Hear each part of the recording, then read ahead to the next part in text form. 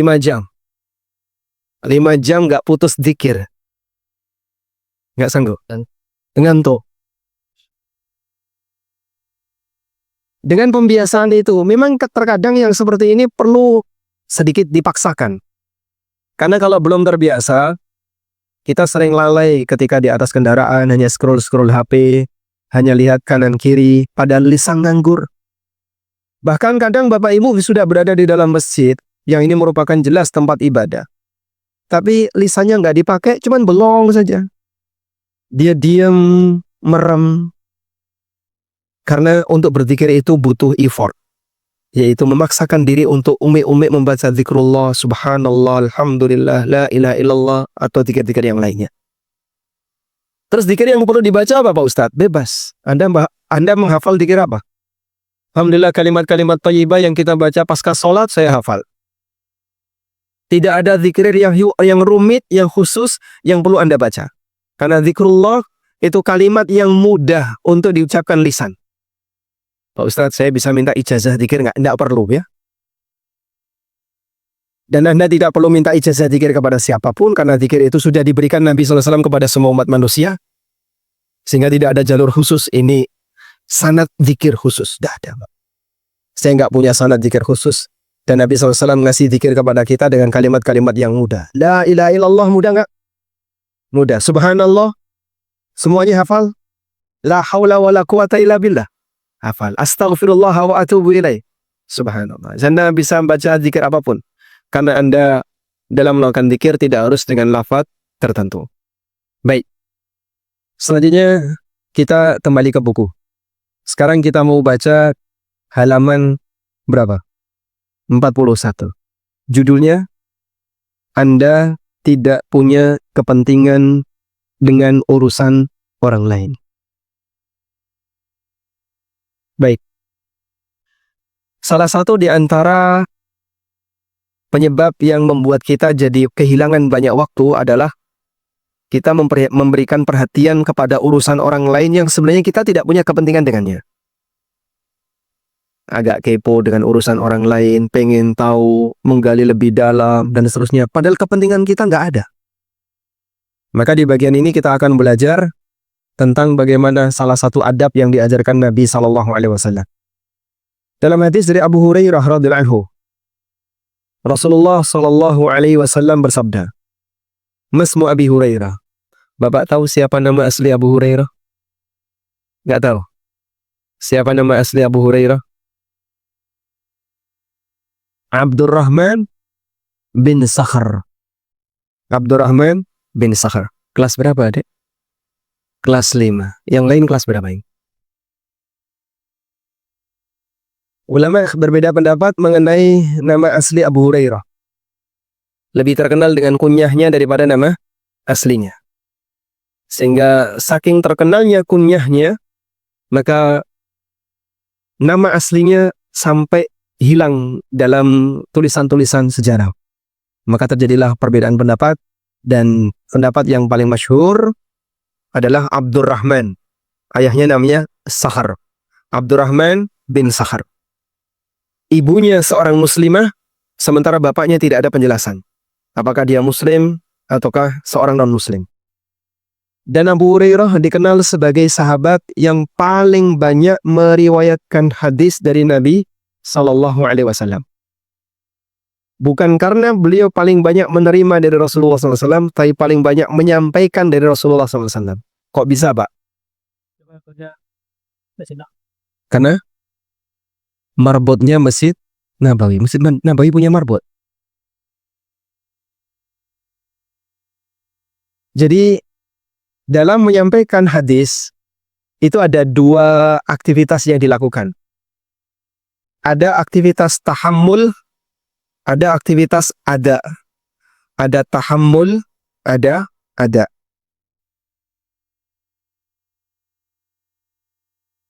Dalam menerima hadis atau memiliki hadis, saya tulis saja, memiliki hadis, itu ada 2 aktivitas. Yang pertama tadi, tahammul. Tahammul itu artinya menerima hadis dari sumbernya. Yang kedua adalah aktivitas ada. Aktivitas ada adalah menyampaikan hadis kepada yang lain. Nah, para sahabat menjelaskan tentang status Abu Hurairah. Beliau adalah aktsarus sahabati fil ada. Sahabat yang paling banyak menyampaikan hadis. Kalau sahabat yang paling banyak menerima hadis dari sumbernya, yaitu dari Nabi SAW, tentu yang lebih senior, lebih banyak. Abu Bakar As-Siddiq, Umar bin Khattab, Utsman bin Affan, dan sahabat-sahabat senior yang lainnya, Abdullah bin Mas'ud, termasuk sahabat-sahabat yang selalu nempel dengan Rasulullah SAW. Tapi yang paling banyak menyampaikan Abu Hurairah. Loh, kok bisa, Pak? Sebab Abu Hurairah radhiyallahu anhu, beliau menerima hadis tidak hanya dari Nabi SAW langsung, tapi juga dari sahabat yang lain yang lebih senior. Seperti Ibnu Abbas. Sehingga beliau dapat hadis dari sahabat Abu Bakar, dapat hadis dari Umar, dapat hadis dari sahabat A, sahabat B, sahabat C, dirangkum semuanya lalu disampaikan kepada masyarakat. Ada 7 sahabat yang disebut dengan al-muktsiruna bil hadis.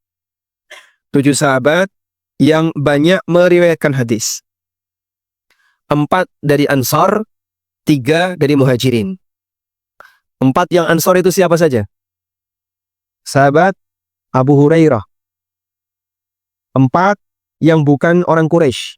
Abu Hurairah, Jabir bin Abdullah, Abu Sa'id Al-Khudri, Anas bin Malik. Sedangkan 3 Quraisy, Abdullah bin Umar, Abdullah bin Abbas, Aisyah radhiyallahu anha. Baik. Ini yang disebut dengan al-muktsiruna bil hadis, dan batasnya adalah mereka menyampaikan lebih dari 1000 hadis. Abu Hurairah punya lebih dari 5000, sahabat-sahabat yang lain rata-rata punya lebih dari 1000. Nah, kita berudang budi pada mereka, sehingga dengan sebab mereka menyampaikan hadis itu, walhamdulillah kita bisa menikmati sunnah Nabi SAW. Abu Hurairah radhiyallahu anhu meriwayatkan bahwa Rasulullah SAW bersabda, "Min husni islamil mar'i tarkuhu ma la ya'ni." Di antara tanda baiknya Islam seseorang ketika dia meninggalkan ma la ya'ni, sesuatu yang tidak menjadi kepentingannya. Dia meninggalkan sesuatu yang tidak menjadi kepentingannya. Hadis sahih riwayat At-Tirmidzi, dan hadis ini kata At-Tirmidzi statusnya hasan. Baik. Para ulama banyak memberikan pujian untuk hadis ini sebagai motivasi agar dipelajari dan dijadikan sebagai prinsip hidup. Ringkas kalimatnya, tapi mentes isinya. Kalau bisa jamaah hafal. Coba diulang. Min husni islamil mar'i,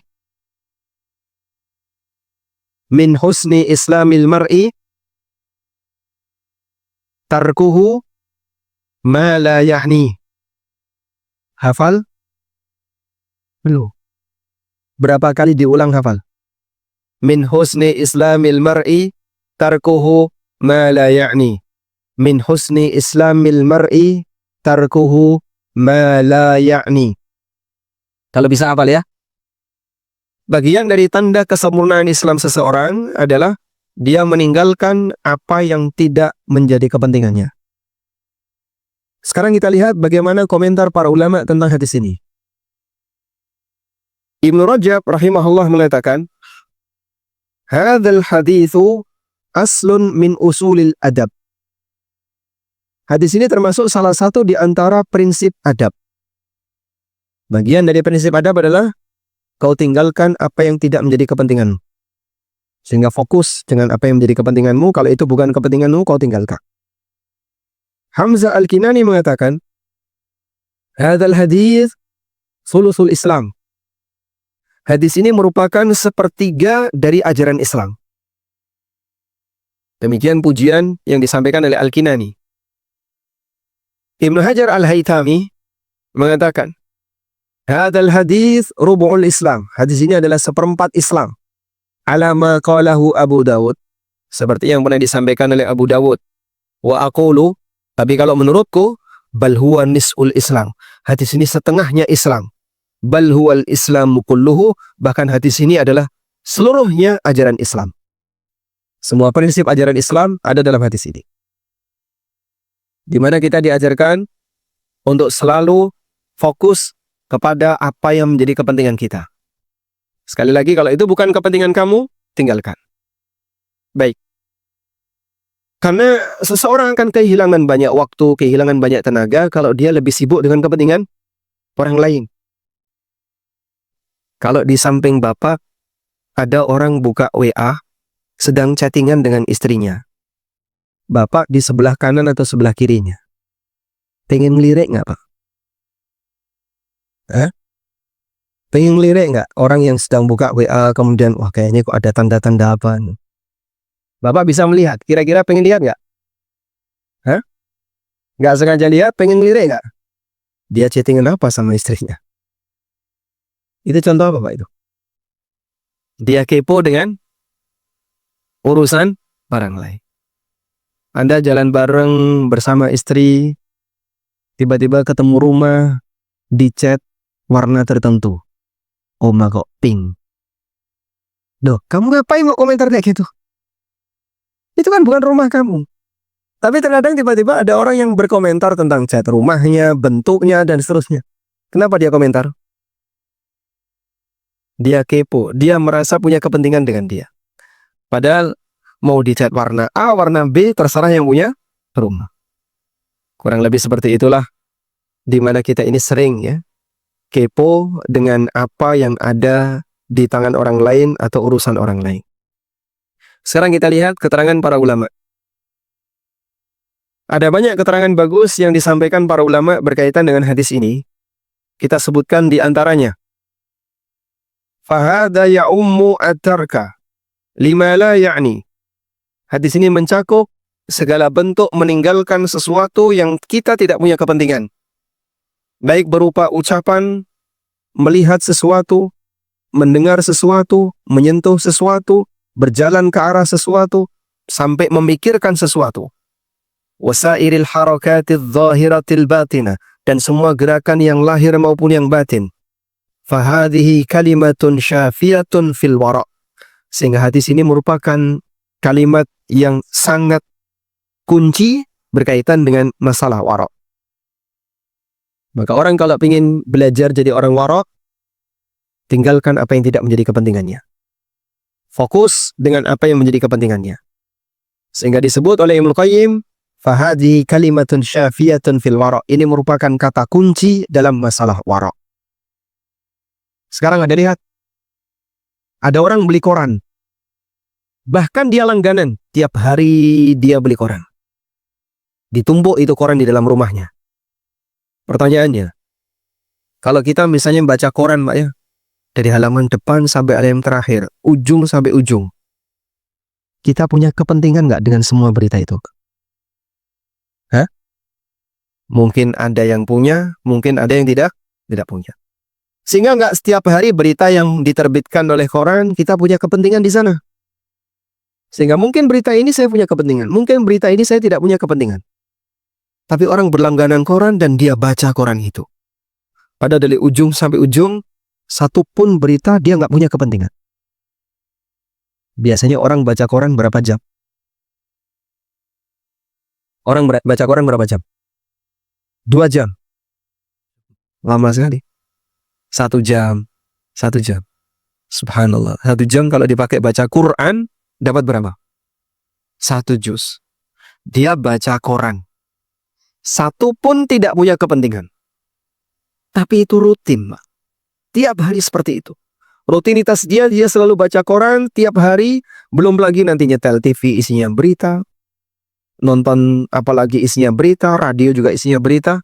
Kita begitu terbuka dengan yang namanya berita. Sehingga berita itu kita undang masuk ke dalam rumah, kita koleksi berita itu. Padahal kita mungkin sama sekali tidak punya kepentingan dengannya. Makanya kalau kita timbang dengan hadis ini, barangkali banyak di antara praktek kehidupan kita yang melanggar apa yang disabdakan Nabi Sallallahu Alaihi Wasallam. Ibnu Qayyim rahimahullah Ibnu Taimiyah rahimahullah pernah mengatakan, fa in yaqtasara al-insan ala ma ya'nihi. Kalau orang itu membatasi dirinya untuk hanya melakukan sesuatu yang menjadi kepentingannya, minal umur salima min syarrin azimin wassalamatu minasyarri khairun. Maka dia akan selamat dari potensi bahaya besar dan selamat dari semua bentuk bahaya, khairun itu terbaik. Kalau orang kemudian fokus dengan apa yang menjadi kepentingannya, dia selalu memikirkan, saya butuh ini, maka saya kerjakan itu.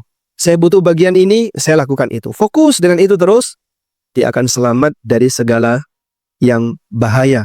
Dan selamat dari yang bahaya, itu lebih baik. Baik. Keterangan Imam Hasan al-Basri rahimahullah. Beliau mengatakan, alamatu i'radillahi ta'ala 'anil 'abdi. Di antara tanda Allah Ta'ala berpaling dari hambanya, ayyaj'ala syughlahu fima la ya'ni. Allah jadikan kesibukannya untuk sesuatu yang tidak penting baginya. Kalimat ini penting sekali untuk kita catat, karena terkadang seseorang lebih banyak menggunakan waktunya untuk hal yang sia-sia. Jadi, di antara hukuman yang Allah berikan kepada orang yang lupa Allah, hukuman yang Allah berikan kepada orang yang lupa Allah, Allah jadikan dia lupa kepada dirinya sendiri. Sebagaimana yang Allah Subhanahu wa taala firmankan dalam Al-Qur'an, wala takunu kalladzina nasullaha. Lanjutannya gimana? Fa'ansahum anfusahum. Janganlah kalian menjadi orang yang lupa kepada Allah. Lalu Allah hukum gimana? Fa'ansahum anfusahum. Allah jadikan dia lupa kepada dirinya sendiri. Kenapa orang yang lupa kepada Allah dihukum oleh Allah, dia lupa kepada dirinya sendiri? Ketika orang ini lupa kepada Allah, lalai dari mengingat Allah, tidak mau peduli dengan aturan Allah, Allah buat dia tenggelam melakukan sesuatu yang tidak bermanfaat bagi dirinya. Di saat dia lebih banyak fokus untuk melakukan sesuatu yang tidak bermanfaat bagi dirinya, itulah sebenarnya Allah Subhanahu wa taala menjadikan dia lupa kepada dirinya sendiri. Sehingga dalam kondisi itu waktunya habis hanya untuk nonton berita, waktunya habis hanya untuk scroll-scroll marketplace, buka Shopee, nggak habis-habis. Habis itu buka Facebook, cuma nonton video lucu-lucu. Habis video lucu, terus nonton, habis waktunya. Bisa berjam-jam tanpa sadar. Dia lupa kepada dirinya sendiri. Padahal sebenarnya itu tidak bermanfaat baginya. Demikianlah hukuman yang diberikan oleh Allah Subhanahu wa taala kepada orang yang lupa kepada Allah. Makanya Hasan al-Basri rahimahullah memberikan peringatan, alamatu iradillahi ta'ala 'anil 'abdi. Di antara tanda Allah Subhanahu wa taala berpaling kepada hambanya, ayyaj'ala syughlahu fima la ya'ni. Allah jadikan kesibukannya untuk sesuatu yang bukan kepentingannya. Dia lebih banyak menghabiskan waktunya untuk hal yang sia-sia. Subhanallah, keterangan para ulama di atas sudah sangat mencukupi untuk jadi tambahan penjelasan. Bandingkan dengan orang yang setiap hari obrolannya masalah politik. Masya Allah. Kalau sudah bahas masalah politik, ya, apalagi yang lagi viral. Menteri apa yang lagi viral, Pak? Itu kayak nggak ada ujung. Habis diobrolin, dibuatkan AI, terus jadi tontonan bersama. Bahas ekonomi global, Masya Allah. Bahas rumah tangga artis. Bahas rumah tangga ustadz. Jadi kalau misalnya, mohon maaf ya, yang poligami itu orang biasa, viral gak Pak? Hah? Enggak. Tapi kalau yang poligami ketua takmir, viral di mana-mana. Bedanya apa Pak? Bedanya apa? Disitulah resiko kalau orang sudah mulai banyak dikenal orang, privasinya banyak diganggu. Sehingga kadang ada orang yang Masya Allah kepo itu terlalu berlebihan. Kita itu pernah ngecek ya. Jadi Google itu kan bisa merekam aktivitas para penggunanya. Waktu kita sempat ngecek sebenarnya apa sih yang diinginkan oleh orang dan dicari oleh orang dalam materi-materi kajian. Nah, saya cuma cek tulisan Amin Nur Bais. Di antara sekian banyak searching orang yang ngecek itu, berapa istri Ustadz Amin Nur Bais nyari? Itu kepentingannya apa itu? Itu dugaan saya. Ini mesti mau Surabaya nih kadang-kadang. Subhanallah. Tujuannya apa orang cek gitu? Pengen kenal ini, pengen tahu itu keluarga Ustadz. Subhanallah. Kamu kepentingannya apa? Kalau ndak ada, tinggalkan. Karena orang kalau sudah terjebak dalam obrolan politik, Pak. Dari mulai tukang beca sampai penjual angkringan, semuanya seperti pengamat. Obrolannya tanpa ujung, Pak. Ekonomi global juga sama, Masya Allah. Dia bisa, mohon maaf, dobos dan gedabrus masalah ekonomi tanpa dasar ilmu. Dan yang lainnya. Dan aneka masalah yang sebenarnya itu bukan kepentingan kita. Makanya kalau seperti ini yang sehari-hari menjadi bahan omongan kita dan bahan obrolan kita, berarti kita termasuk di antara orang yang dihukum oleh Allah Subhanahu wa taala. Karena kamu lupa kepada Allah, maka Allah Subhanahu wa taala jadikan kamu lupa kepada dirimu sendiri sehingga kamu tidak bisa melakukan perbuatan yang bermanfaat bagi hidupmu. Dia lebih sibuk dengan perbuatan yang tidak bermanfaat bagi hidupnya. Baik. Coba kalau kita lihat fase kehidupan manusia. Mulai dari bayi sampai SD. Lalu dari mulai SMP sampai kuliah. Atau sampai SMA ya. Sampai SMA. Kemudian setelah itu kuliah. Kemudian fase dia berkeluarga. Dia nikah. Dari sekian fase ini, kapan orang tua itu memberikan perhatian pendidikan paling banyak? Bayi sampai SD. Dah. Anak itu belum mondok, diasuh langsung oleh bapak ibunya, setiap hari ketemu orang tuanya. Kemudian mulai dilepas bertahap, SMP sampai SMA, ditaruh di pesantren, diserahkan ke orang lain. Ketika kuliah, gimana Pak? Masih dipantau gak Pak? Masih dipantau gak?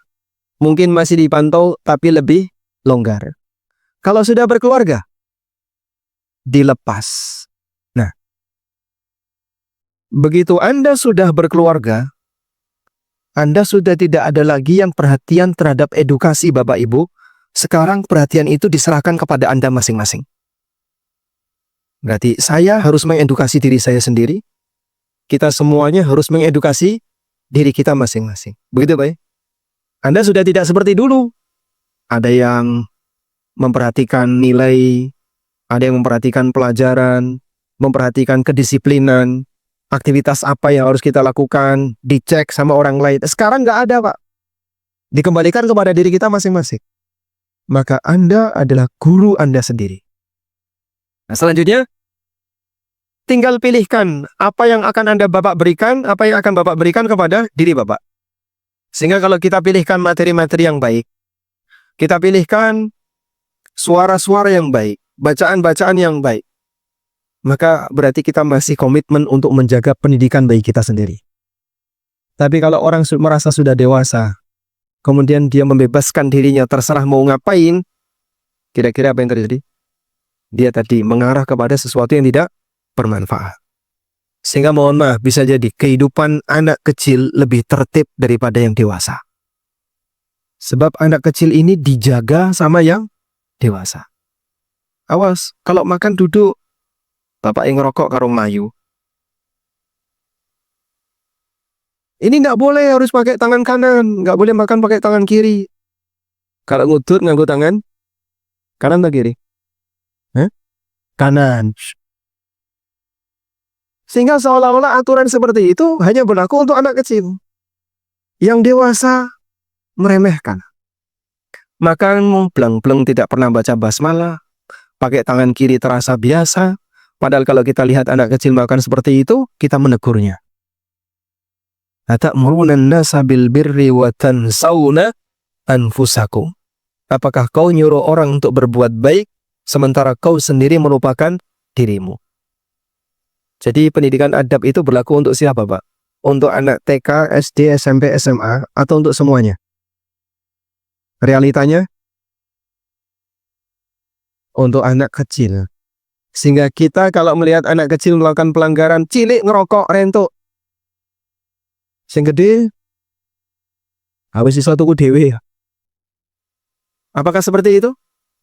Nah, kalau kayak gini caranya, maka orang dewasa tidak tersentuh dengan edukasi. Sehingga akhirnya orang dewasa terbebas untuk melakukan apapun tanpa ada orang yang dia takuti. Yang terserah saya, ini urusan saya. Kalau kayak gini caranya, Pak, berarti Bapak memutus rantai pendidikan. Hasil Bapak belajar selama masih kecil dulu, sampai Bapak usia SMA, bahkan sampai kuliah, Bapak terus belajar. Dijaga itu idealismenya. Putus sejak kita dinyatakan dewasa. Begitu sudah dewasa, bebas. Terkadang mohon maaf, anak-anak mereka tidak berani melakukan sesuatu karena takut orang tuanya. Kalau kamu kayak gini nanti dimarahi sama bapak. Seperti ini dimarahi sama ibu. Pak Nembok nih takut sama ustadz. Ustadznya nggak ada di Temkarang, edukasi itu sudah diserahkan kepada untuk diri Anda masing-masing. Kalau kemudian kita pilihkan materi yang nggak benar, nanti lambat laun akan menjadi perangai yang nggak benar. Is umur swida, wacana di novel, ini salah referensi gitu. Sehingga dia cerita kepada orang lain pakai cerita yang dia baca di novel. Sudah umur sekian, tapi yang dia baca cerita-cerita yang nggak realistis misalnya. Nah itu karena dia salah memberikan materi kepada dirinya. Selanjutnya, apakah ini juga berlaku untuk urusan amar ma'ruf nahi mungkar? Si A sedang melakukan maksiat, ditegur oleh si B.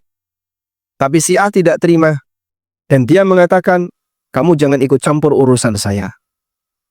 Pertanyaannya, apakah alasan si A ini bisa diterima? Ada orang berbuat maksiat, kemudian ditegur sama orang lain. Tapi orang itu nggak terima, lalu beralasan, kamu jangan ikut campur urusan saya. Kalimat ini salah atau benar? Salah atau benar? Kenapa salah? Karena nggak mau dikoreksi. Orang kalau dikoreksi rasanya apa? Kenapa dia emosi? Karena tadi, dia merasa kebebasan. Saya sudah dewasa. Saya sudah punya kebebasan. Arep nglakoni apa ya sakarepku. Saya bukan anak-anak lagi. Kamu jangan sok menggurui. Kalimat-kalimat seperti itu adalah cara yang dia gunakan untuk membentengi diri pada posisi ketika dia salah. Ya. Jadi ceritanya begini. Manusia berbuat salah. Ya. Lalu dia dikritik, dikoreksi. Pada posisi ketika dia dikritik dan dikoreksi, ada beberapa perasaan yang muncul. Satu, dia merasa bahagia karena diluruskan. Begini. Yang kedua, dia tidak terima karena digurui. Baik. Kira-kira dari dua sikap ini, mana yang lebih bisa menjadi pribadi yang berkembang? Yang pertama. Kalau orang punya sifat tawadhu, dia tahu dia punya kekurangan, dia tahu dia punya kesalahan, sehingga berawal dari kesadaran, aku ini menungso. Saya manusia, tidak maksum, punya salah. Kalau kemudian diingatkan sama orang lain, dan dia ngaku salah, kemudian dia berubah, maka ada upaya perbaikan yang akan dia lakukan. Sehingga jadikan lingkungan kamu seperti gurumu. Saat kau keliru diingatkan sama mereka, terimalah. Sebab tidak semua orang mau untuk mengingatkan kesalahan. Tapi yang lebih dominan yang terjadi yang mana? Sikap tidak terima. Karena dia merasa digurui. Baik, dari sebenarnya posisi dia karena dia sedang merasa tidak aman. orang yang disalahkan, itu dia akan merasa tidak aman. Karena dia merasa tidak aman, maka dia mencari tameng untuk mengamankan diri. Beragam cara yang dilakukan ketika dia mencari tameng untuk mengamankan diri. Di antaranya, satu, dia beralasan. Beralasan yang tidak bisa diterima. Seperti para musyrikin masa silam. Para musuh Nabi SAW, saat didakwai oleh para nabi, mereka beralasan apa? Inna wajadna aba'ana ala ummatin wa inna ala atharihim muqtadun. Kami jumpai nenek moyang kami, leluhur kami. Dari dulu sudah seperti ini. Kok tiba-tiba kau datang mau mengubahnya? Wa inna ala atharihim muqtadun. Dan kami mengikuti ajaran leluhur kami. Dakwah Nabi ditentang dengan alasan ini ajaran leluhur. Diterima nggak alasan kayak gini, Pak? Diterima tidak? Nggak diterima. Maka dia beralasan, tapi alasannya tidak diterima. Alasan yang tidak diterima bentuknya adalah ini sudah kebiasaan. Ini sudah kebiasaan. Sehingga kebiasaan dijadikan sebagai dalil. Padahal tidak semua kebiasaan manusia itu benar. Dan banyak orang yang terkadang menggunakan alasan kebiasaan untuk membentengi diri. Biasanya mas kayak gini, Arab diubah. Padahal sudah jelas-jelas salah. Maka misalnya Bapak kerja di sebuah instansi pemerintah, lalu Bapak tegur ketika ada kesalahan dalam pembuatan data. Ini kan manipulasi, tidak boleh. Biasanya sudah kayak gini ya Pak. Alasan dia apa? Biasanya sudah seperti ini. Kenapa orang musyrikin tidak mau menerima dakwahnya Nabi? Alasannya itu kebiasaan leluhur. Jadi dulu bapak-bapak kami, inna wajadna aba'ana, dulu bapak-bapak kami, kayak gitu. Ini sudah jadi kebiasaan orang dulu. Kok tiba-tiba kau datang mau mengubah? Nggak boleh yang kayak gini. Sehingga kebenaran dilawan dengan kebiasaan. Akhirnya mereka membenarkan kebiasaan, bukan membiasakan kebenaran. Nah, membenarkan kebiasaan itu bahaya. Dan alasan seperti ini adalah alasan yang tidak diterima dalam Al-Quran. Baik. Yang kedua, cara orang ketika dia sudah tidak merasa aman adalah menyalahkan orang yang mengingatkan. Menyalahkan orang yang mengingatkan. Misalnya dia bilang tuh, kamu sendiri juga bersalah, kamu sendiri juga pernah dosa, kamu juga pernah melakukan seperti itu. Sehingga dia salahkan orang lain pada saat dia ditegur oleh orang itu. Dengan mencari celah kesalahan dia apa? Saya lihat kemarin kamu kayak gini, kamu kayak gini. Akhirnya di posisi ketika dia tidak merasa aman, dia membuat orang lain juga tidak aman. Contohnya apa Pak? Menyalahkan orang yang mengingatkan ini. Jangan sok suci, kau sendiri juga pernah berbuat salah. Jangan sok keminter, jangan sok menggurui. Jadilah orang yang pinter rumongso, jangan rumongso pinter. Dan aneka kalimat yang semisal. Termasuk di antara mereka ada yang mengatakan, kita semuanya pernah berbuat dosa. Bedanya hanya masalah pilihan dosa apa yang kau kerjakan dan yang aku kerjakan. Kita cuma beda pilihan dosa. Masya Allah. Terus gimana? Ya diam saja ya, saling pengertian saja. Kalau kayak gini caranya, kita hapus syariat amar ma'ruf nahi mungkar. Padahal kehormatan masyarakat akan terjaga jika amar ma'ruf nahi mungkar ditegakkan. Makanya kembali ke sini. Kalau dia beralasan, kamu jangan ikut campur urusan saya. Alasan si A tidak bisa diterima. Karena maksiat si A adalah urusan kaum muslimin. Kok bisa Pak? Sebab Nabi SAW telah memberikan izin kepada setiap muslim yang melihat kemungkaran agar mereka mengingkarinya. Nabi SAW bersabda, Man ra'a minkum munkara falyughayyirhu biyadihi. Siapa di antara kalian yang melihat kemungkaran, maka ubahlah kemungkaran itu dengan tangannya. Fa illam yastati' fa bilisani. Kalau nggak bisa dengan tangan, dengan lisannya. Fa illam yastati' fa biqalbi. Kalau nggak bisa dengan lisan, minimal dengan hatinya. Bagaimana bentuk mengingkari kemungkaran dengan hati? Bagaimana bentuk mengingkari kemungkaran dengan hati? Dengan membencinya, nggak suka sama kemungkaran itu. Lalu kata Nabi SAW, وَذَلِكَ أَضْعَفُ iman. Dan ini cabang iman yang paling rendah. Baik. Artinya gimana? Bapak berbuat maksiat. Saya ingatkan Bapak untuk meninggalkannya. Dan Bapak beralasan, kau jangan ikut campur urusan saya. Memang itu urusan Bapak, tapi maksiat Bapak urusan saya. Karena semua maksiat yang dilakukan di masyarakat adalah kepentingan kaum muslimin. Kepentingannya di mana, Pak? Sebab kalau maksiat itu dibiarkan, nanti akan merajalela terjadi di tengah masyarakat sehingga merusak tatanan sosial masyarakat. Dan itu akan membuat nama baik masyarakat jadi rusak. Sebagai contoh sederhana, Pak.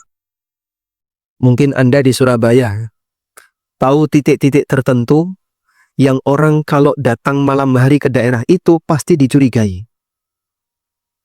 Misalnya tempat prostitusi, mohon maaf ya. Hampir di semua kota kan ada, Pak ya. Di Surabaya ada, di Jogja juga ada, di titik-titik tertentu ada. Di Jogja itu ada satu jalan ya, namanya Jalan Pasar Kembang.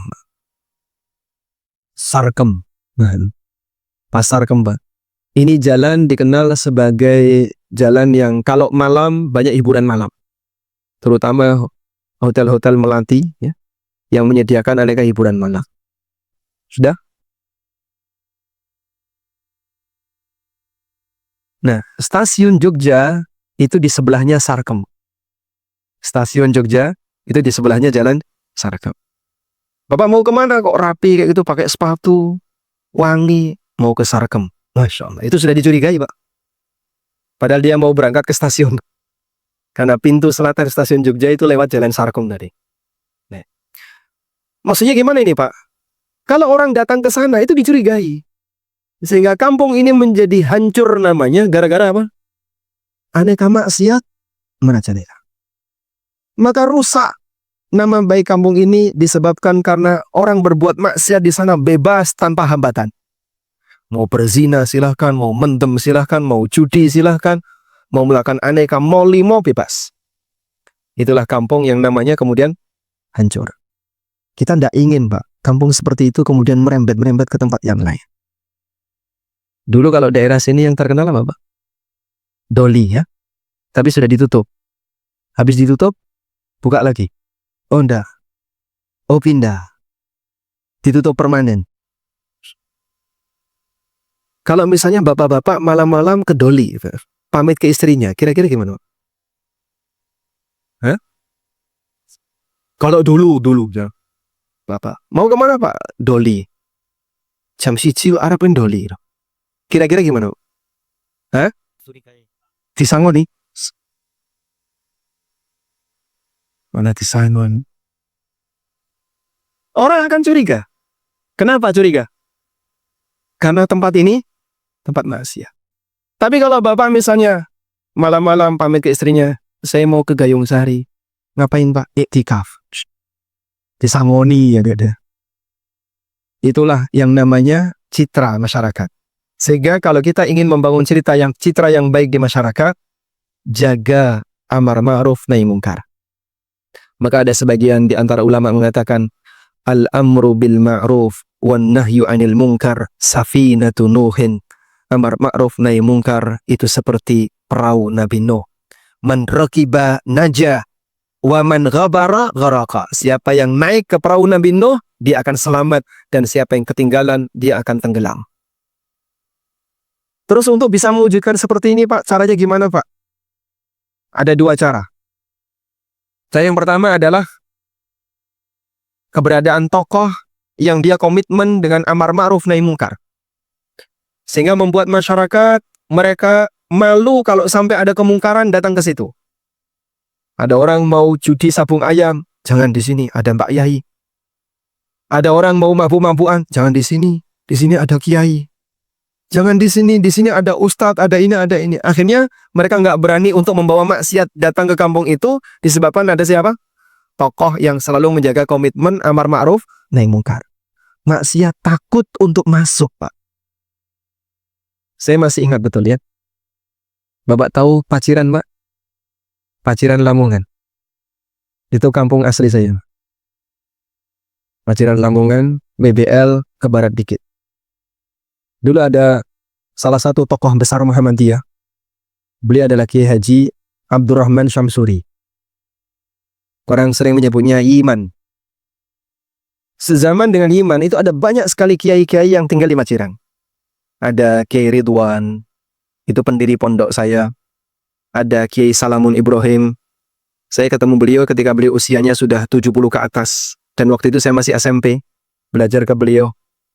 Ada beberapa tokoh-tokoh yang lain. Ada Kiai Abdul Karim Zen. Semasa mereka masih hidup. Dan mereka ini rata-rata adalah tokoh-tokoh yang komitmen dengan amar ma'ruf nahi mungkar. Itu nggak berani, Pak. Orang boncengan, laki, perempuan, tidak punya ikatan pernikahan. Nggak berani. Sehingga dulu dikenal di kampung ini, kalau kamu datang berani bawa maksiat, langsung diperkarakan. Nah, sehingga dengan cara seperti itu, terjagalah kampung itu. Sampai informasinya, wallahu alam, ada banyak sekali investor yang dia mau buat hotel di daerah WBL itu. Sepanjang beliau masih hidup, nggak berani. Baru kemudian setelah beliau wafat, investor itu datang lagi. Wallahu alam, katanya seperti itu. Waktu saya masih SMP, SMA, beritanya seperti itu. Itu contoh kampung terjaga dari potensi terjadinya maksiat karena keberadaan tokoh yang disegani oleh masyarakat. Pak, kalau kita mau wujudkan di Gayung Sari, siapa Pak? Ketua takmir kira-kira cocok nggak? Atau kita ganti yang lain, Pak Ketua RT begitu. Sehingga beliau orang yang komitmen dengan amar ma'ruf nahi mungkar. Ada ibu-ibu ngumpul gak pakai jilbab, Pak RT lewat langsung pleper. Mereka takut menampakkan maksiat di depan tokoh masyarakatnya. Baik, kalau seperti ini mungkin berat. Karena kita butuh tokoh yang karismatis, dan dia dipercaya masyarakat, kemudian komitmen menegakkan amar ma'ruf nahi mungkar, mungkin agak berat. Maka ada cara yang kedua. Membuat komunitas yang mereka bekerja sama untuk menegakkan amar ma'ruf nahi mungkar. Sehingga misalnya pemuda-pemuda kampung diberi edukasi tentang pentingnya menjaga kehormatan masyarakat. Kita komitmen ya, di sini kalau sampai ada orang yang datang boncengan laki perempuan bukan mahram, bukan anggota keluarga, tiba-tiba dia bermalam, langsung kita tindak. Dengan cara seperti itu, maka lingkungannya akan lebih terjaga. Kalau sampai nanti ada pemuda-pemuda yang mau mendem malam-malam mabuk di sini, langsung kita gerbek bareng-bareng. Nah, dengan cara seperti itu gimana? Kamu akan terjaga. Dakwahnya dijaga, amar ma'ruf nahi mungkar dijaga. Semoga kalau seperti ini terjaga, akan membuat masyarakat kita jadi lebih terjaga citra nama baiknya. Baik. Sekarang coba Bapak Ilu lihat hadis tentang perintah amar ma'ruf nahi mungkar. Nabi SAW menyebutkan, Man ra'a minkum mungkara, siapa yang melihat kemungkaran di antara kalian, falyughayyirhu, maka ubahlah kemungkaran tadi. Diubah maksudnya apa? Diingatkan, dijauhkan dari kemungkaran itu. Diubah dengan apa? Biyadihi, dengan tangannya. Fa in lam yastati, kalau nggak bisa dengan tangan, fa bilisani, dengan lisannya. Fa in lam yastati, kalau nggak bisa dengan lisan, fa biqalbi, minimal dengan hatinya. Dan bentuk ingkarul mungkar dengan hati adalah nggak suka, benci. Saya nggak seneng kalau ada lihat orang judi kayak gitu. Saya nggak seneng kalau lihat ada orang bermain seperti ini. Itulah pengingkaran dengan hati. Walaupun dia nggak berani bicara. Kenapa kamu tidak ingatkan? Itu kan salah. Saya kalau ngomong, Mas, bisa dikeroyok banyak orang. Tapi hatinya nggak suka. Minimal ketika hatinya nggak suka, berarti dia sudah menunaikan kewajiban amar ma'ruf nahi mungkar.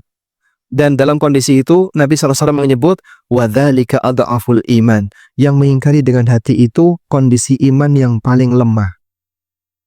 Pertanyaannya, bagaimana kalau ada orang melihat kemungkaran dan dia menikmatinya? Dia melihat kemungkaran dan dia menikmatinya. Berarti ada nggak kebencian dalam batin? Tidak ada. Pertanyaannya, apakah masih ada iman dalam hati atau tidak? Ada iman. Iman apa, Pak?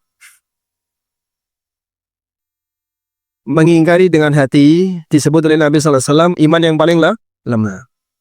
Melihat kemungkaran dan dia mengingkari dengan hati, itu iman yang paling lemah. Orang ini melihat kemungkaran, hatinya tidak membenci, hatinya tidak mengingkari, bahkan menikmati. Perhatikan derajat iman yang paling lemah ini ada atau tidak? Tidak ada. Maka orang kalau melihat kemungkaran dan dia menikmatinya, berarti ada nggak derajat iman di hatinya? Tidak ada. Berarti dia murtad. Dia murtad atau tidak? Tidak. Kenapa tidak keluar dari Islam? Kan imannya sudah nggak ada. Nah, iman dalam cabang amar ma'ruf. Baik. Jadi yang disebut Nabi SAW ini adalah tingkatan iman yang paling rendah. Maksudnya adalah iman dalam cabang amar ma'ruf nahi mungkar. Sebab iman itu punya banyak cabang. Yang paling tinggi apa? Iqrar la ilaha illallah. Yang paling rendah imatatul adza 'anit thariq, menyingkirkan gangguan di jalan. Wal haya'u syu'batun minal iman, dan rasa malu bagian dari cabang iman. Maka kalau ada orang lihat kemungkaran di depan matanya, misalnya lihat aurat, astagfirullah, itu loh, coba lihat itu aurat, masa dia pakaiannya kayak gitu, coba lihat itu, kok malah nyuruh orang coba lihat itu. Kayak dia nggak punya pakaian saja. Ini namanya mulut mengingkari, mata menikmati. Cabang iman yang paling rendah dalam hatinya dalam bentuk amar ma'ruf nahi mungkar hilang. Karena dia menikmati, tidak ada kebencian dalam hatinya. Tapi dia masih punya cabang iman yang lain. Dia punya cabang iman iqrar la ilaha illallah. Dia punya cabang iman salat. Dia punya cabang iman ibadah A, ibadah B, dan seterusnya. Baik. Selanjutnya, waspadalah dengan kehormatan orang lain. Ketika Ummul Mukminin Zainab ditanya tentang pendapatnya mengenai isu Aisyah radhiyallahu anha yang sedang disebarkan oleh orang munafik kalau Aisyah ini selingkuh dengan Safwan bin Mu'attal. Kejadiannya gimana itu, Pak? Aisyah ketinggalan rombongan. Sementara ada Safwan bin Mu'attal datang sendirian. Melihat kok ada hitam-hitam sedang tidur sendirian. Didekati, ternyata Ummul Mukminin Aisyah radhiyallahu anha dalam posisi beliau tidak sedang pakai cadar. Namanya wanita tidur yang beliau mungkin nggak sadar. Nah, Safwan kenal ini Aisyah. Langsung mengucapkan inna lillahi wa inna ilaihi raji'un dengan suara keras. Maka Aisyah terbangun mendengar istirja yang dibaca oleh Safwan. Nah, langsung ditutup wajahnya. Kemudian Safwan langsung menurunkan ontanya dan Aisyah naik, terus dituntun menuju Madinah. Nah, melihat situasi itu, yang nuntun laki-laki masih muda, yang di atas wanita masih muda, suaminya sudah tua, dan madunya banyak. Akhirnya digoreng sama orang munafik. Aisyah dituduh berzina. Aisyah dituduh berzina. Kan selisih Aisyah dengan Nabi SAW berapa tahun? Selisih Aisyah dengan Nabi SAW. Beliau menikahi Aisyah di usia 50-an tahun. Dan Aisyah di usia 6 tahun. Kumpulnya 9 tahun. Selisihnya 40-an lebih. Selisih Nabi SAW dengan Aisyah 40 tahun lebih. Dah? Akhirnya jadilah berita viral di Madinah dan sebagian kaum muslimin sempat terpengaruh dengan berita itu. Sampai Nabi SAW sendiri juga nggak tahu kejadian yang sebenarnya. Dan ini bukti kalau seorang Nabi tidak tahu hal yang gaib. Ini bukti kalau Nabi tidak tahu hal yang gaib. Adanya haditsul ifki, berita dusta yang disebarkan oleh orang munafik, bukti kalau Nabi tidak tahu hal yang gaib. Sehingga beliau tidak kemudian membuktikan. Sebentar dulu. Tak lihat di pakor kaca, diisi air. Wahai kaca benggala, tunjukkan apa yang sebenarnya dilakukan oleh Safwan bin Mu'attal. Ada riwayat kayak gitu, Pak? Tidak ada. Maka kalau ada orang yang ngaku tahu hal yang gaib, pastikan bukan Nabi. Dalam kurung dukun. Karena Nabi SAW saja tidak tahu hal yang gaib jika Allah tidak memberitahu. Dan ini juga sekaligus bukti bahwasanya orang saleh itu terkadang menjadi sasaran pencemaran nama baik.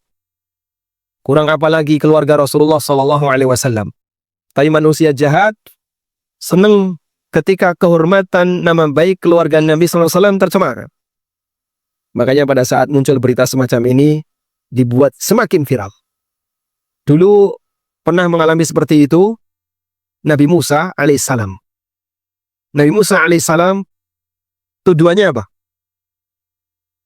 Tujuan yang diarahkan kepada Nabi Musa. Nabi Musa dituduh berzina. Ada seorang budak wanita yang dibeli oleh Qarun. Karena Qarun itu jengkel sama Musa, budak ini disuruh oleh Qarun, kamu umumkan di pasar bahwa kau telah berzina dengan Musa.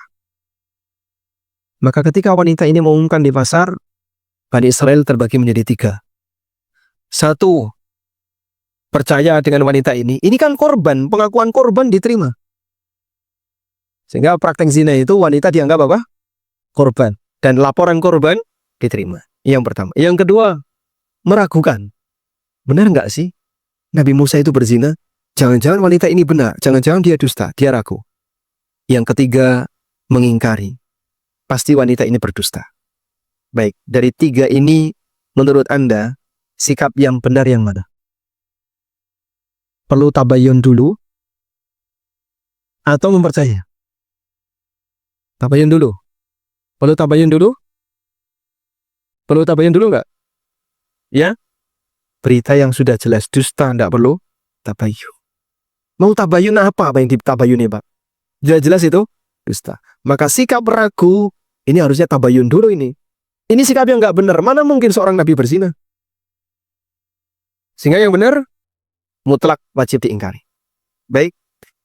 Sampai akhirnya Nabi Musa alaihissalam memberikan ancaman kepada wanita itu. Kalau kamu tidak bertobat, akan aku doakan untuk celaka dunia akhirat.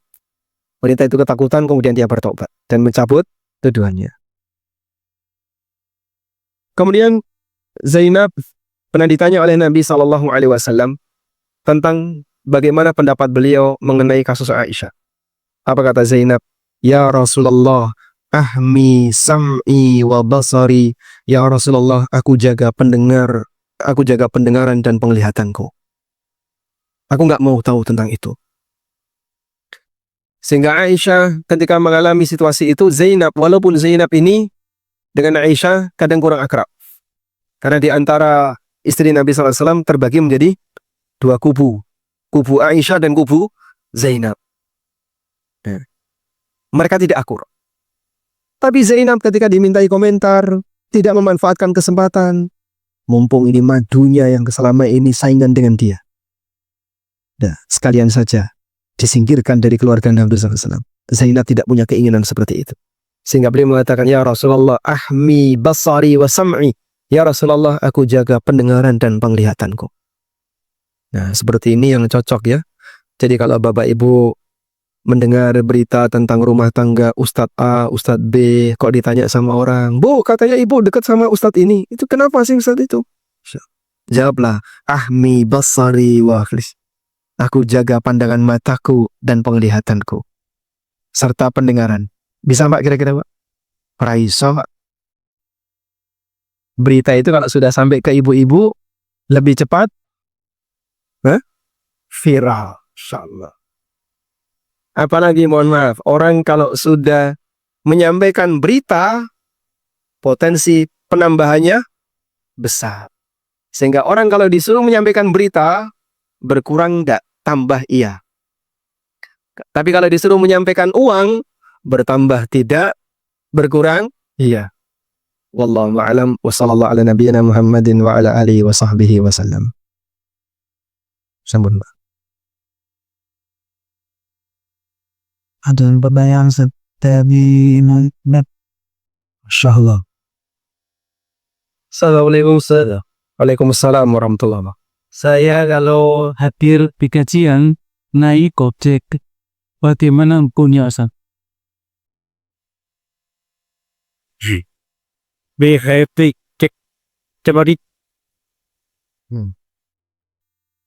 Apa hukumnya wanita naik ojek drivernya laki-laki? Apa hukumnya wanita naik ojek yang drivernya laki-laki? Baik. Yang dilarang interaksi antara laki dan wanita yang bukan mahram. Apa saja, Pak? 1. Tidak boleh berkhalwat. Berkhalwat itu apa? Berduaan di tempat yang tertutup.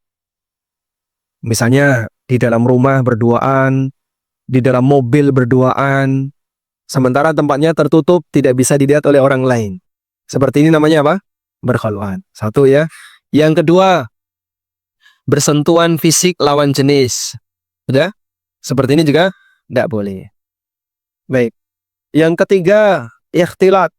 Jumlah perempuan banyak, laki-laki banyak, campur baur jadi satu kayak di pasar itu. Itu namanya ikhtilat. Walaupun terkadang ikhtilat ini tidak bisa dihindari karena kondisi tertentu. Sehingga tidak mungkin nggak ikhtilat. Tawaf itu nggak bisa, Pak, menghindari ikhtilat. Yang bapak-bapak depan, laki-laki depan, perempuan belakang, tawaf, Pak. Bisa, Pak? Tidak bisa. Kenapa tidak bisa? Sebab mereka tawaf sesuai dengan rombongan masing-masing. Suami istri, suami istri, suami istri. Di Masjid Nabawi juga sama. Kalau sudah bubar sholat, saya ngalor ngidul, saya ngidul ngalor, ngetan ngulon, campur jadi satu, laki perempuan nih. Dan ikhtilat seperti ini tidak mungkin bisa dihindari. Ya? Makanya untuk ikhtilat ini lebih ringan dibandingkan yang lain. Selanjutnya, kalau orang naik ojek motor, yang terjadi apa dari 3 larangan ini, Pak? Bersentuhan. Tidak sengaja bersentuhan. Kan bisa dihalangi pakai tas. Jadi misalnya dihalangi pakai tas atau dihalangi pakai benda tertentu, sehingga nanti ketika ngerem tidak sampai menyentuh, berarti masih bisa menjaga untuk tidak saling bersentuhan. Apakah mereka berkhalwat? Berkhalwat atau tidak? Ya?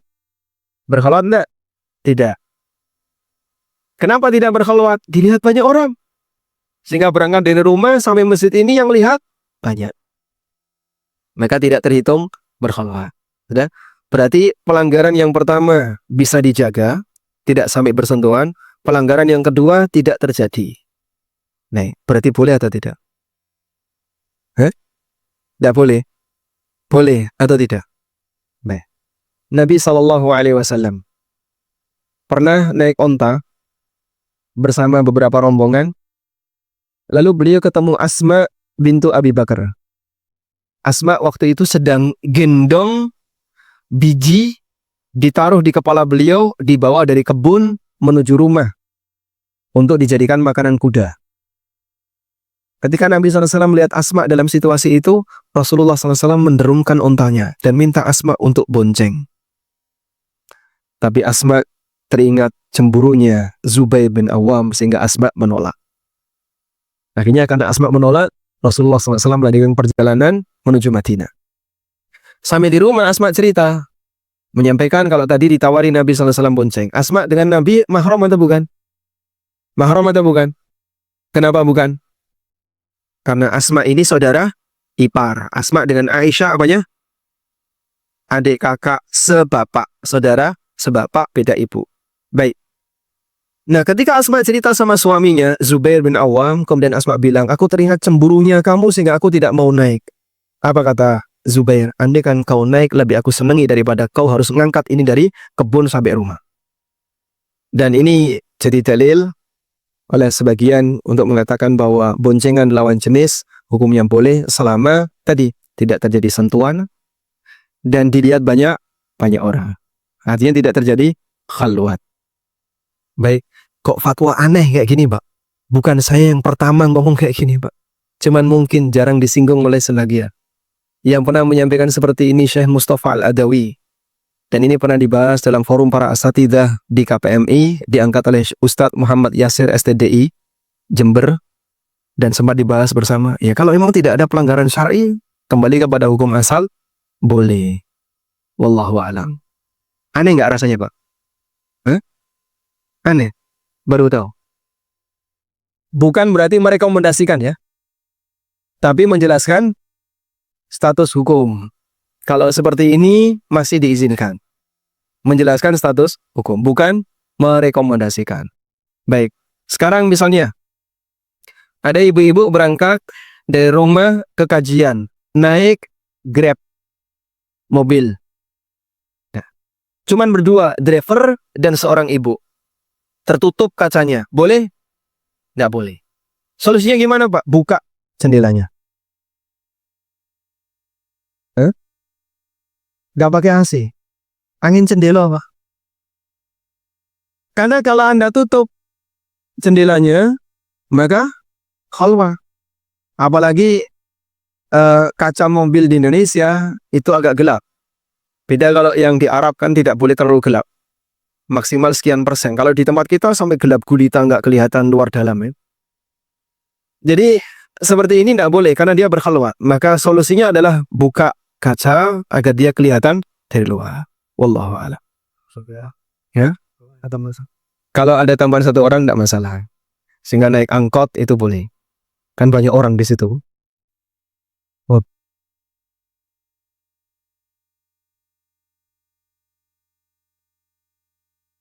Sebenarnya, Ustadz Jin bertanya, bagaimana ketika kita berzikir sambil berzikir, apakah kita dapat pahala walau berzikirnya tidak menghayati yang kita ucapkan? Jasa pelajaran Barakallahu. Bahkan tidak jauh-jauh ya. Kadang kita membaca Quran pas Ramadan itu kejar target ya. Sehingga 1 juz tanpa penghayatan. Kalau ngantuk-ngantuk udah. Gimana itu, Pak? Apakah dapat pahala? Insya Allah tetap dapat pahala. Karena lisan ini ketika dimanfaatkan untuk kebaikan, untuk zikir, untuk baca Quran, untuk mengucapkan kalimat-kalimat thayyibah, akan menghasilkan pahala. Walaupun tanpa penghayatan. Tapi kalau diiringi dengan penghayatan, pahalanya lebih besar. Makanya pembiasaan dulu, sehingga lisan kita basah dengan zikrullah, terasa ringan untuk zikrullah, nanti lambat laun ketika zikrullah terbiasa. Tapi tolong diingat ya, zikrullah itu harus berisi pujian untuk Allah. Coba kita jelaskan ini. Pujian. Kalimat pujian itu berarti apa, Pak? Ada 2 bentuk kalimat pujian.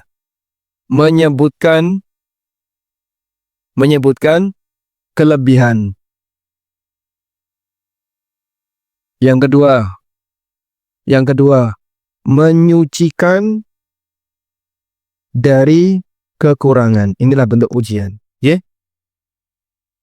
Sehingga pujian ada 2 bentuk, menyebutkan kelebihan atau menyucikan dari kekurangan. Maka Anda menyebut subhanallah, maha suci Allah, kita menyucikan nama Allah dari apa? Segala kekurangan. Tuduhan-tuduhan yang enggak benar dari orang musyrikin yang mengatakan Allah punya anak, Allah punya sekutu dan seterusnya. Maka kita menyucikan Allah itu termasuk pujian untuk Allah. Menyebutkan kelebihan. Allahu Akbar. Alhamdulillah. Kemudian kalimat la ilaha illallah itu menyebutkan kelebihan. Pujian bisa yang pertama, bisa yang kedua. Tapi jika hanya menyebut nama saja, tanpa menyebutkan kelebihan maupun menyucikan, ini bukan pujian. Baik. Siapa namanya, Pak? Edi. Sebut nama Edi 100 kali. Edi. Apakah itu pujian untuk Pak Edi? Bukan. Tapi kalau kita sebut Edi orang soleh, pujian ya, pujian. Sehingga kalau ada orang yang cuma menyebut Allah, itu pujian atau bukan? Itu bukan pujian. Allah. Kamu tambahkan Allahu Ahad, Allahu Samad, Allahu Akbar, Allahu Karim, Allahu Sami'. Nah itu baru pujian. Kau sebutkan namanya dan kau iringi dengan salah satu pujian untuknya. Atau kau sucikan namanya, subhanallah. Yang lebih parah lagi, hu.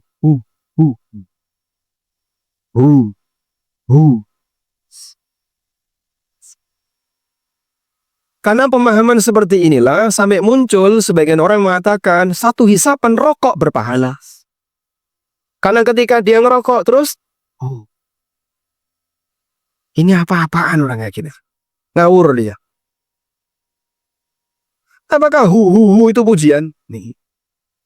Namanya siapa, Pak? Faisal. Sol. Apakah itu pujian untuk Pak Faisal? Tidak. Sehingga kalau orang mengatakan hu, kalau kamu tidak bisa mengucapkan Allah minimal hu. Ya salah, itu bukan berisi pujian. Pujian itu kalau yang kau ucapkan berisi penyebutan kelebihan atau mensucikan nama baiknya. Baik. Salami dalam kajian Ustadz berjudul Tertipu Amalat Dunia. Orang bermaksiat kepada Allah lalu dia berahmadzoi, lalu bermaksiat lagi, tapi dia tahu bahwa akan diampuni Allah dengan sholatnya, istighfarnya, sedekahnya, puasanya. Apa yang dimaksud dengan tertipu? Jasa membawa koira analogi. Baik. Coba kita lihat ayat berikut ini. Di surat Yusuf, Allah Subhanahu wa Ta'ala menceritakan rapat yang sedang dilakukan oleh saudara-saudara Yusuf. Mereka rapat untuk menentukan tindakan apa yang paling tepat untuk menghabisi Yusuf. Nah, dalam salah satu usulan di rapat itu, ada yang mengatakan, uqtulu Yusuf, awitrahuhu ardon, bunuh Yusuf, atau buang dia di padang pasir. Yakhlulakum wajhu abikum, agar dia tidak ganggu kalian di hadapan wajah bapak kalian. Wa takunu min ba'dihi qauman salihin, dan nanti kalian bareng-bareng menjadi orang saleh. Masya Allah. Orang ini merencanakan untuk membunuh calon nabi, tapi dia merasa dosa kita akan hilang dengan sekejap jika setelah ini kita akan berupaya jadi orang saleh. Nah, manusia kalau dia merasa pasca berbuat dosa bisa dengan mudah dosanya itu hilang dengan amal yang dia lakukan, dia akan semakin nekat untuk maksiat. Misalnya ya, ada seorang yang mau korupsi, di depan dia peluang untuk bisa mengambil harta masyarakat, harta rakyat dengan cara mudah. Mungkin batin dia berontak, sehingga dia maju mundur. Ambil nggak ya? Ambil nggak maju mundur? Tapi setelah itu dia berpikir, ini nanti kalau saya ambil 10% untuk masjid, 20% untuk umroh, sekian persen untuk anak yatim, amal sosial, saya masih untung 50%. Masih sisa masih ya. Dan kalau nanti saya umroh dengan uang ini, saya akan kembali seperti bayi yang baru dilahirkan dari rahim ibunya. Kayaumin waladathu ummuh. Ambillah. Dia ambil itu duit yang haram. Sudah? Setelah dia bawa, mungkin dia salurkan ke masjid Al-Hikmah, mungkin dia salurkan ke masjid mana lagi, dia salurkan. Ya, dalam rangka untuk, kata dia, menghapus dosa. Kali ini duit haram, duit kotor. Dia sadar ini duit kotor. Tapi tenang, semuanya bisa dihilangkan dengan cara amal soleh. Yang penting jangan lupa kau sedekah, rajin tahajud, dan umroh. Akhirnya dia hobi umroh. Ya. Dengan keyakinan tadi, melebur dosa. Maka yang terjadi apa? Kalau orang merasa dia dengan berbuat maksiat, dosanya bisa dengan mudah hilang. Ketika berbuat taat, maka dia akan semakin nekat untuk berbuat jahat. Di saat itulah tidak ada beban dosa ketika dia melakukan maksiat. Itu yang bahaya.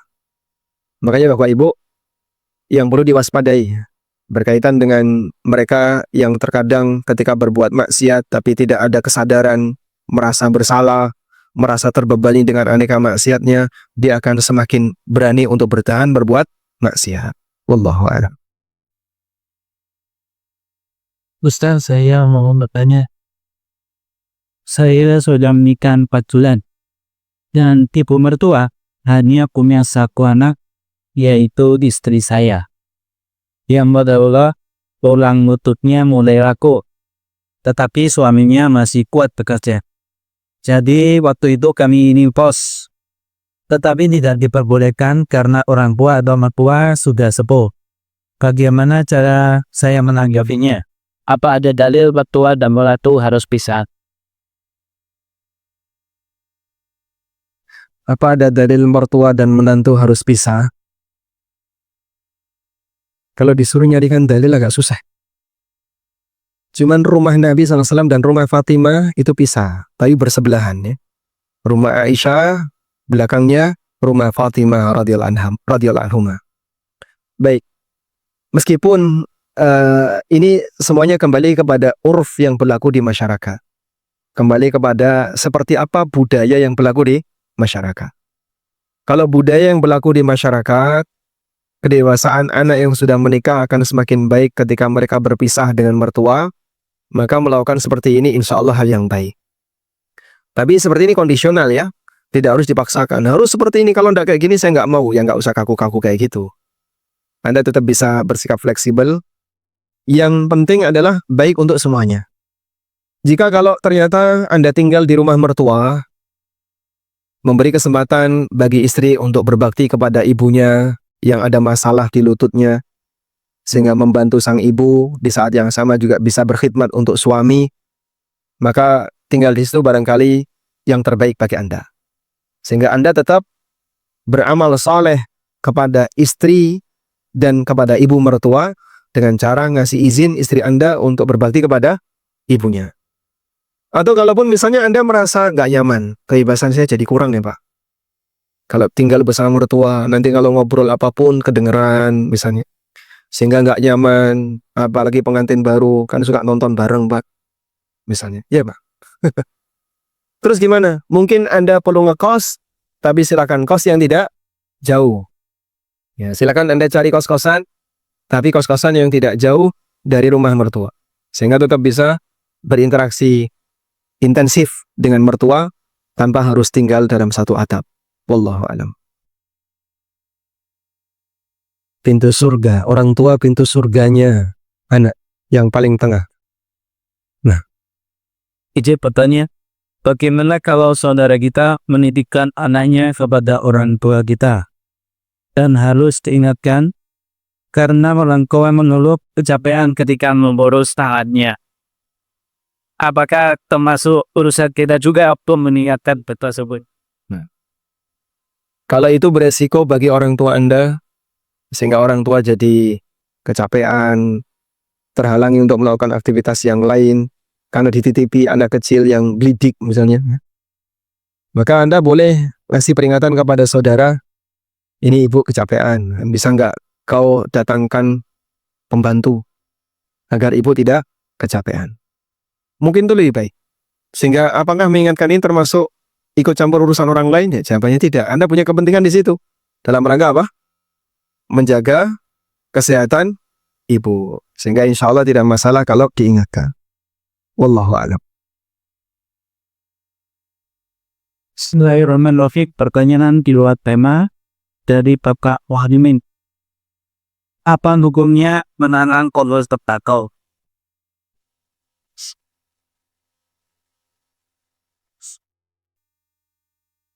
Kalau menanam saja ya sudah dah. Habis ditanam ya sudah gitu. Kembali kepada pertanyaan, apa yang Bapak lakukan setelah menanam pohon tembakau? Ya, pohon ini Pak, kalau panen saya akan manfaatkan untuk A, B, C. Kira-kira ada nggak manfaat tembakau selain rokok? Ada? Apa Pak? Untuk insektisida. Berarti dijual ke pabrik insektisida. Organik. Apakah pemanfaatan itu butuh tembakau satu sawah? Paling cuma beberapa butir daun saja. Sehingga dominan pemanfaatan tembakau tadi kemana Pak? Ya, perusahaan rokok. Nah, selanjutnya kita masuk ke pertanyaan, hukum rokok itu apa? Yang berani jawab tegas itu ibu-ibu. Karena yang mendapatkan pengaruh paling buruk itu ibu-ibu. Aromanya itu Pak, Masya Allah. Saya itu pernah sholat di samping orang perokok Pak. Sholat jamaah di samping perokok. Itu tahan nafas berkali-kali Pak. Saya sampai mikir, ini podo-podo wong lanang lagi. Sama-sama lelaki yang mungkin tidak lebih sensitif dibandingkan perempuan. Ini bojone kaya apa sih ini? Padahal dia mungkin ngobrol dengan istrinya, bahkan tidak sebatas ngobrol, tidur bareng dengan istrinya. Kayak apa itu aroma bantalnya, aroma pakaiannya. Masya Allah. Makanya barangkali perlu berpikir lebih serius ya untuk bapak-bapak yang punya hobi ngerokok. Bahwa mungkin Anda merasa bahagia di situ, tapi di saat yang sama barangkali orang di sekitar Anda merasa tertekan. Apalagi anaknya yang masih bayi dan seterusnya. Sing siji seneng, siji ini senep. Nah, kalau kita sudah sepakat seperti ini, berarti upayakan untuk tidak menjual apapun yang arahnya untuk produksi rokok. Karena kita tahu ini mudaratnya besar. Wallahu a'lam. Pertanyaan berikutnya Mas Nak. Saat kehamilan, apa harus disembunyikan untuk menghindari aib? Saat hamil apa harus disembunyikan untuk menghindari aib? Wanita hamil tuh aibnya di mana? Aib. Oh, ain bukan aib. Coba diulang, Pak.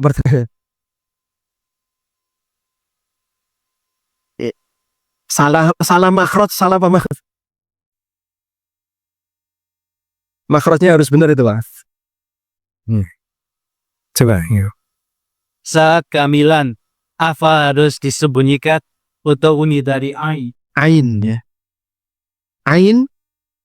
Apa yang dimaksud dengan ain? Sawanen. Orang Jawa nyebutnya sawanen. Baik, tidak semua pandangan manusia seketika bisa menimbulkan ain. Pandangan yang bisa menimbulkan ain adalah pandangan yang diiringi dengan hasad atau pandangan yang diiringi dengan takjub, tapi kemudian dia lupa untuk menyebut nama Allah. Makanya kalau Bapak melihat sesuatu yang mengagumkan, yang mengherankan, apapun yang Bapak lihat, kendaraan yang bagus, rumah yang bagus, termasuk anak kecil yang lucu, kemudian Anda takjub, ucapkan apa? Masya Allah, la quwata illa billah, atau ucapkan Allahumma barik, atau ucapkan barakallahu fiq, dan kalimat yang semisal. Sebut nama Allah pada saat Anda melihat sesuatu yang menakjubkan.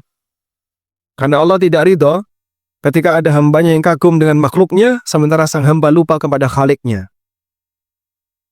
Selanjutnya, apakah kita harus menyembunyikan semua nikmat yang Allah berikan kepada kita? Ya, tidak harus semuanya. Kalau sekiranya itu tidak mungkin disembunyikan, ya Anda tidak harus sembunyikan. Sehingga seperti misalnya hamil. Kalau hamil muda masih bisa disembunyikan, Pak. Saya tidak ingin tetangga tahu duluan. Ya, tidak apa-apa, silakan. Itu hak Anda. Tapi ketika hamil sudah tua, nah, Anda tidak mungkin menyembunyikannya. Sehingga hamilnya ditaruh belakang, itu tidak. Terus gimana ya, sudah apa adanya? Gimana lagi ya? Dilihat orang ya sudah dilihat orang. Alhamdulillah Anda punya suami, bukan hamil di luar nikah, sehingga tidak sampai mempermalukan nama baik keluarga. Sehingga tidak perlu harus dirahasiakan. Wallahu a'lam. Sambut. Terakhir Ustadz, saya anak usia 12 tahun. Saya punya nikah saudara adik. Bagaimana cara berbuat baik kepada ayah yang tidak kebetulan karena keluarganya tak suka sama kami dan ibu saya? Apa tetap harus nurut? 12 tahun itu kelas berapa ya? Kelas 6, SMP kelas 1. Masya Allah. Bapaknya datang di sini enggak?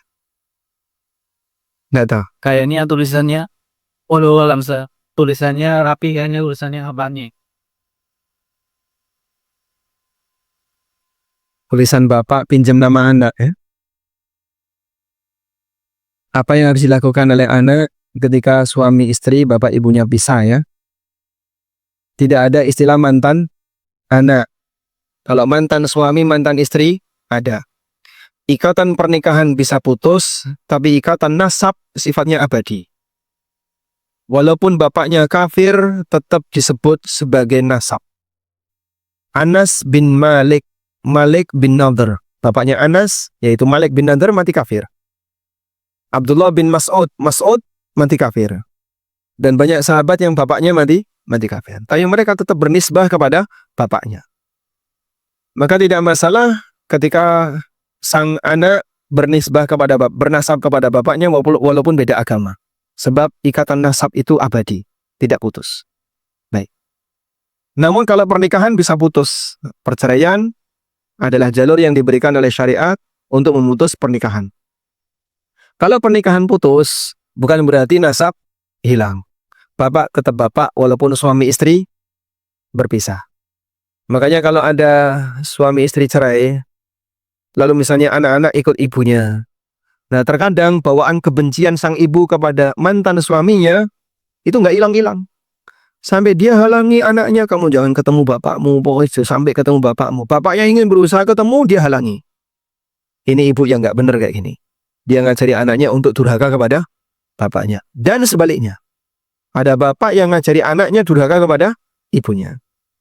Tergantung siapa yang lebih menguasai anak. Dan ini sikap yang nggak benar. Terus gimana Pak kalau ketemu seperti itu?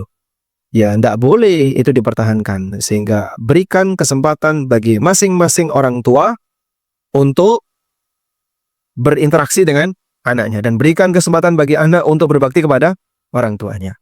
Maka anak di usia berapapun, silakan tetap menjalin hubungan baik dengan orang tuanya. Baik bapaknya maupun ibunya, walaupun mereka tidak satu rumah. Kasus, ya, contoh kasus. Suami istri bercerai. Anaknya 2 perempuan. Ini kasus real ya. Anaknya 2 perempuan. Bercerai waktu anak-anak ini masih kecil. Kemudian ibunya mendoktrin bapaknya, mendoktrin anaknya untuk benci sama bapaknya. Dan bapaknya tahu. Sampai anak ini memusuhi bapaknya. Akhirnya bapaknya jengkel. Sehingga bapaknya ini bersumpah apapun yang terjadi tidak akan mau menemui anaknya. Karena jengkel. Mereka berpisah jauh-jauhnya. Secara posisi sebenarnya tidak terlalu jauh, tapi tidak mau ketemu sama sekali. Sampai kemudian anaknya ini mau menikah. Karena bapaknya sudah terlanjur bersumpah tidak akan ketemu anaknya, bingung ini anak. Pertanyaannya, apa solusi yang bisa Anda berikan agar anak ini tetap bisa menikah?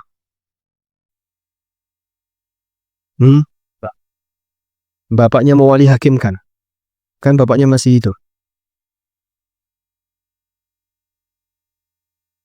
Bayar kafaroh, sumpah, sakit hatinya belum hilang. Sehingga disuruh untuk ketemu anaknya, tidak mau. Saya tidak mau jadi wali anak saya. Bagaimana solusinya? PR ya? Tugas kelompok. Silahkan, Chef. Membuat surat perwakilan atau perwalian? Perwakilan kepada orang lain untuk jadi wali. Surat perwalian. Sehingga sang bapak bisa membuat surat perwalian ditujukan kepada siapa? Kepada KUA. Dengan meminta kepada pihak KUA menyerahkan hak perwaliannya kepada KUA. Maka akad ini namanya akad wakalah. Sang bapak mewakilkan KUA, tolong wakilkan saya untuk jadi wali, karena saya tidak mau ketemu anak saya. Jadi bisa jadi dia tuh setuju dengan pernikahan itu, sudah apa-apa lah, daripada nanti dia nggak bisa nikah, saya setuju, cuman saya nggak mau jadi wali. Maka bapak bisa mewakilkan orang lain untuk jadi wali. Wallahu a'lam. Kalau bapaknya isi itu tapi muslim tidak masalah. Kalau bapaknya masih hidup tapi non-muslim. Non-muslim tidak punya hak wali kepada wanita muslimah, maka hak walinya diambil alih KUA. Diambil alih negara. Baik, demikian yang bisa kita bahas, semoga menjadi kajian yang bermanfaat. Allahumma anfa'na bima 'allamtana wa 'allimna ma yanfa'una warzuqna ilma. Wa sallallahu ala nabiyyina Muhammadin wa ala alihi wa sahbihi wa sallam. Wa akhiru da'wana alhamdulillahi rabbil alamin. Wassalamualaikum warahmatullahi wabarakatuh.